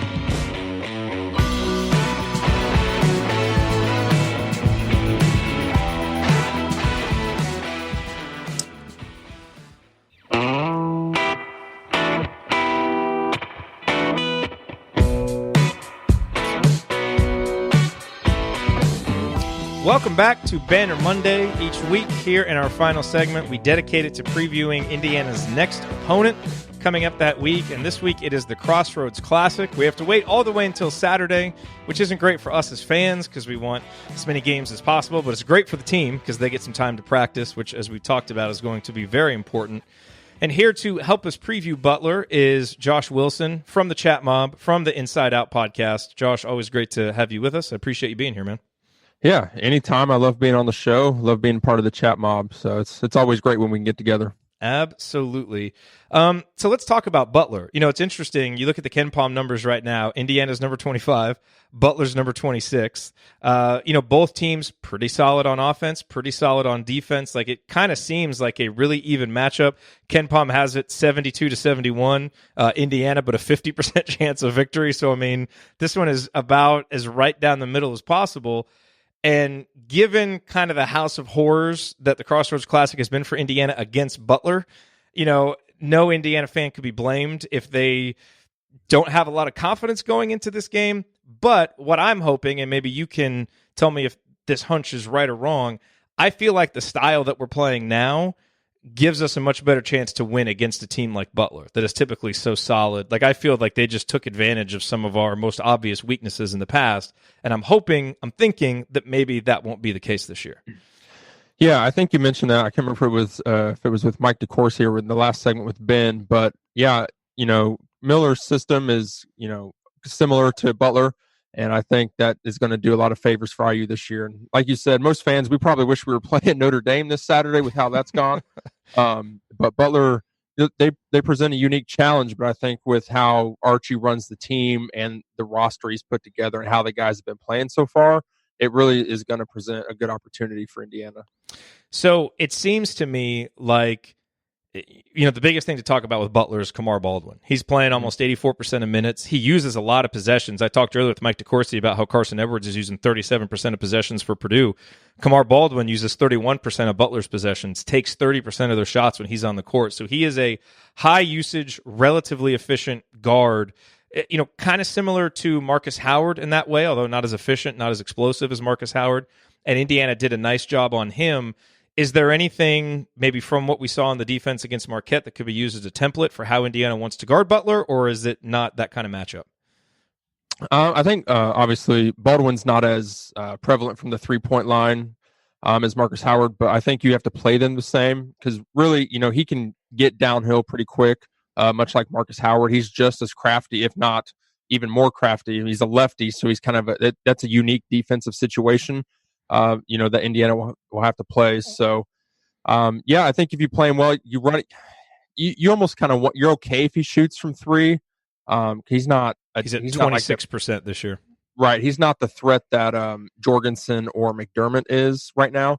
So I think you close out a little short on him, but you want to make him go right. So you want to shade that left hand and. He kind of, him and Al Durham are kind of similar the way they can finish with both hands, but I think at the end of the day, you obviously want to go with his weaker hand, albeit it's probably not, there's not much of a difference. But yeah, if you can get him right and, close out short to maybe where he thinks about, you can challenge the three. I think you're going to put yourself in a good spot with him on the offensive end.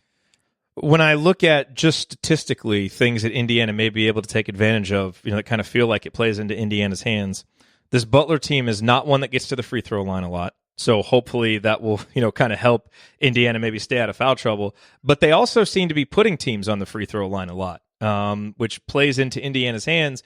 And they don't block a whole lot of shots, so their interior defense and their height, not huge strengths. And for a team like Indiana that wants to play inside and can score so efficiently inside, it would seem like that is a big advantage for the Hoosiers. Yeah, and as much as we've joked about that could come to, Indiana's detriment just with the free throw shooting as of late. Indiana shot 12 of 17 in the second half against Louisville. I believe that's what the number was. So 6 for 7 after Archie went nuts. Exactly. 6 for 7. It's a whole new ball game now. Archie went off on him. Yeah, exactly. So they've shown the ability to do it. And, at this point, it's a mental block. So if Indiana's going to have a very distinct advantage with Juwan Morgan, much like they did with Louisville, and I don't know that it's been talked about a whole lot, but there is not one person on Louisville's roster that could guard Juwan Morgan one-on-one, and there certainly is not on Butler's roster. If they try to put Brunk or Fowler on him, they're both 6'10" or larger, he's going to be much quicker. He's just going to be able to outmaneuver them. If they try to put somebody maybe a little bit smaller on him, he's going to overpower him. So they got to play through Juwan. He should be able to get the free throw line quite a bit, and same with Romeo. So yeah, you got to attack the paint on this Butler team, and make them foul you because they don't turn over the ball a whole lot. They average 10 turnovers per game, so you really got to take advantage of your opportunities. So where does Butler have advantages against IU? Like, what are the biggest, kind of scariest points for the Hoosiers coming into this one? So the 3-point shooting. So they really have a three-headed monster. Paul Jorgensen, which is their fifth-year senior, their point guard, number 5. He actually leads them in scoring at 17.2 points per game. Baldwin's at 16.6. And then Sean McDermott, I believe he's about 6'6", 6'7". He's from Anderson, Indiana. He shoots the ball really well when he's hot. Same with Jorgensen. If they get hot, I mean, you can be in trouble. So I was at the Louisville game and just watching. Indiana didn't close out very well on Jordan Nwora, most, if not at all game, which is what kind of drove me nuts. A couple of those shots they could have taken out just with very, very short closeouts, which is an easy look. If you close out short, you don't even know the defender's there. So you're gonna have to close out hard on McDermott, especially because he's not really much of a threat to go off the bounce a whole lot. Jorgensen can get downhill really quick. Him and Baldwin both can play downhill real well. So you just got to defend the 3-point line really well. IU's been doing that, pretty good for the most part.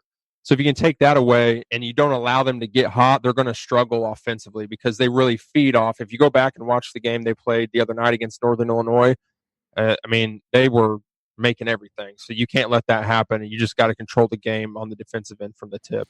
It felt like part of the reason why Nwora was getting a lot of open shots is when Juwan was on him, and Juwan not necessarily as adept at closing out as some other guys because he's more used to playing inside.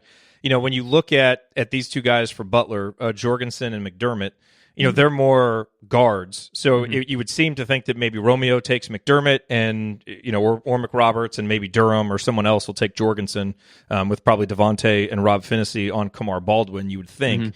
So hopefully, maybe since those guys are more guards and you shouldn't have, a forward like Juwan Morgan matched up against them, maybe that'll make the closeouts a little bit more natural, a little bit better. That at least one hypothesis for maybe how we can do it a little better than against Louisville, because you're right, they got way too many open looks from 3 in that game. Yeah, I think Jorgensen's about 6'4", McDermott's about 6'6", so you'll probably see McRoberts or the 3 play on McDermott. I think if you run him off the 3-point line and you have your help side in a good position, you can really take him out of the ball game.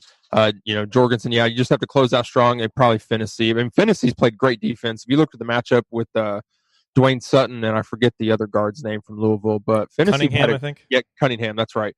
He played a really, really good game defensively, and I don't think you could ask much more from him. So, if he repeats that performance, and then I think IU's going to be in a good spot. This should be a game that, if IU just handles themselves defensively, this should be a game that they should win by, 6 to 10 points. So we'll see if we can get that lucky. Should be doesn't always work out against Butler in the Crossroads Classic. I know. This feels like a Zach McRoberts game to me because, he's been struggling a little bit. But it seems like this is a matchup, against, 2 perimeter players like that who can really shoot threes, where, a guy like Zach, his defense, his awareness can really be useful. Not to mention, this Indiana team has been one that has struggled out of the gate sometimes. They're not going to have the home crowd behind them.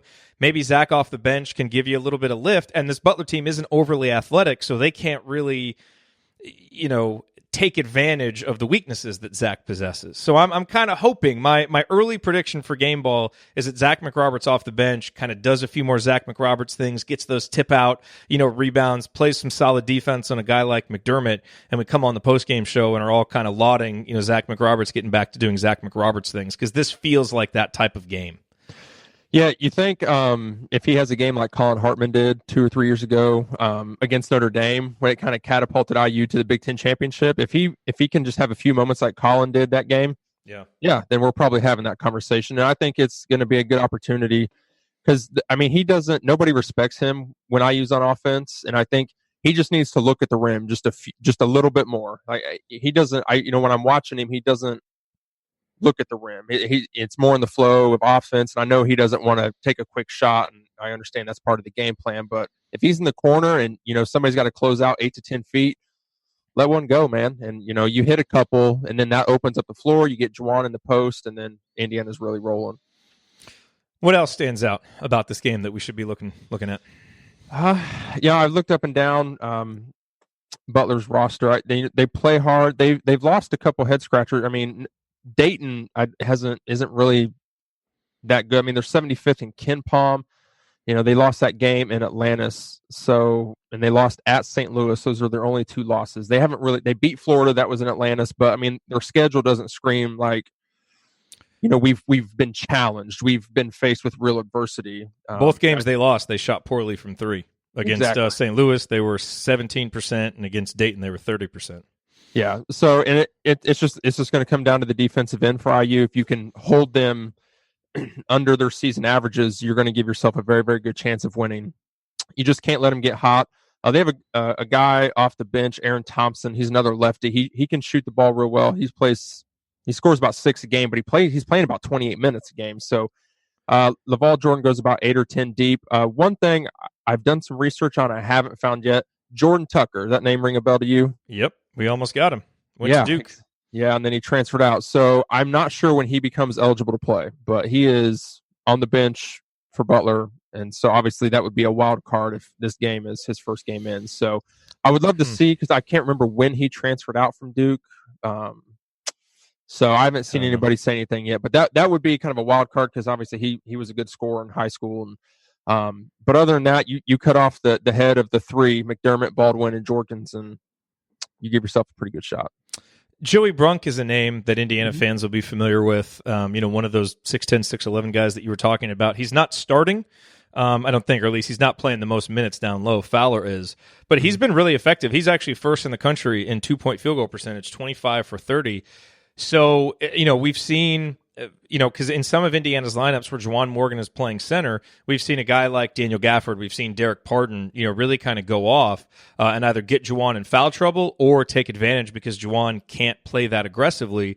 So this would also seem like a game where De'Ron Davis is probably going to need to play 18 to 22 minutes and going to need to be pretty effective with those minutes because, at all times it seems like they have one of those 6'10", 6'11" guys out there. And while height is a weakness for them overall, that will give them the tallest player on the floor in the lineup that we like to use the most. And we've seen Indiana have troubles with lineups like that. Yeah, Fowler, he has quicker feet than Brunk. Brunk is more your traditional post guy, so he would be a good matchup for De'Ron. He would have a very hard time guarding Juwan, especially if he can get him moving around that inner circle right there around the paint. So, but yeah, Davis is going to have to play huge. And I think you guys talked about it in the post-game show again after Louisville is, you get a week off. He gets a chance to build more stamina, get himself better conditioned because he's playing well. I mean, he went to work against Louisville. A lot of those guys had issues with him. So he continues to build that stamina. I mean, him and Brunk should be a good matchup. They're both about the same size. De'Ron's probably obviously, heavier, but he's got good strength. So, there'll be a great matchup. De'Ron's got to play big minutes. And in a game like this, I wonder, do we see Clifton Moore a little bit? I don't know if that'd be a good or a bad thing, or maybe even Jake Forrester to kind of combat some of the size and the quickness of Fowler, depending on what happens with Juwan, or if Fitzner would be, I totally forgot about Fitzner. He would be a good idea to maybe match up with Fowler and bring Brunk out. So a lot of interesting lineup combinations, but we're gonna have to find that 3 through 5 guys to really play off of Juwan and Romeo. Yeah, and Brunk is a guy who draws fouls. I mean, he's drawing 6.7 fouls per 40 minutes. So, you may just see Archie try to match when Brunk is in there, get De'Ron in the game. Mm-hmm. And if De'Ron ends up getting in foul trouble, then maybe you see Clifton, maybe you see Jake, to just come in and provide a little bit of a presence down low and preserve Juwan, because you can't let him get in foul trouble guarding Joey Brunk. I think right. you gotta have those other guys on him. So it'll be interesting. Yep. It's there's positives for Indiana, but there's also some strengths that Butler has that Indiana's really going to have to pay attention to. And I guess that's why it's a 50% shot for each team, which should make for a heck of a game. You were telling me you previewed this on the Inside Out pod. Where can people listen to your podcast and subscribe to it? Yeah, so I'm on 9 platforms. Obviously, I'm on Anchor, which is my main platform. You can find me on Apple Podcasts, Google Podcasts, Spotify, amongst others. Just search for Inside Out. Inside Out, yep. That is. I got a link to it on my Twitter, which is @_Josh Wilson 33. You can actually follow the podcast. It's @inside_out pod on Twitter. So, finally getting things rolling over there. So it's fun. Dang it. I have a drop with Archie saying Inside Out. Oh, there we go. It's called Inside Out. There we go. I was trying to find that. It would have been perfect. And I lost it for a second. Cool, man. Well, Josh, thanks for being here. And are you going to the Crossroads? I thought about it, but since I got to go to the Louisville game, I'm going to be down for the Jacksonville game on the 22nd, and because I was at the Northwestern game, so I'm trying to space myself out here with the season tickets. I don't want to be too greedy. I got to share them with my brother and my dad. So, and then Big Ten play starts, so I'm pumped. But yeah, I'll be back down for Jacksonville, but I'll be at home or here in the man cave, hopefully, to watch them get a W against Butler. Very nice. Very nice. It should be a fun afternoon of basketball. Alrighty.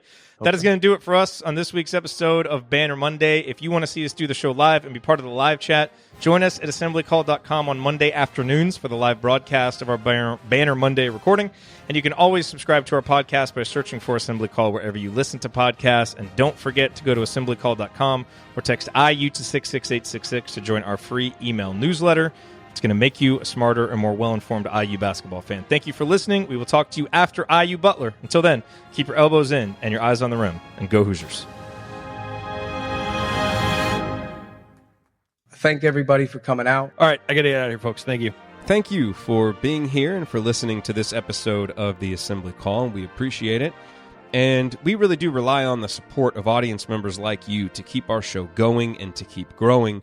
And so we have set up a page on our website at assemblycall.com/support that lists 5 ways that you can support the Assembly Call. And we encourage you to choose whichever method is the easiest and most convenient for you. One of the methods is donating, and so many of you have donated, and we appreciate it so much.